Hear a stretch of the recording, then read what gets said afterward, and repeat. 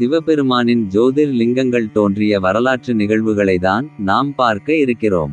மொத்தம் 12 ஜோதிர் லிங்கங்கள் இந்திய நாட்டின் பல்வேறு இடங்களில் ஸ்தாபனமாகியுள்ளது.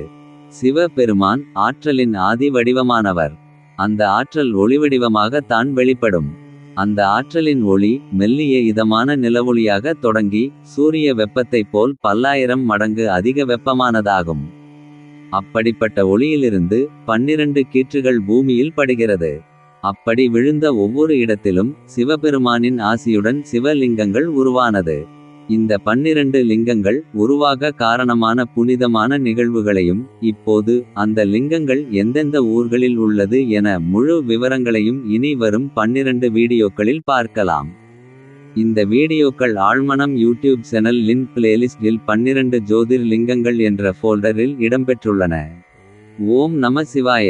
அனைத்து வீடியோக்களையும் பார்த்து சிவபெருமானின் பூரண ஆசிர்வாதத்தை பெறுமாறு பணிவன்புடன் கேட்டுக்கொள்கிறோம்.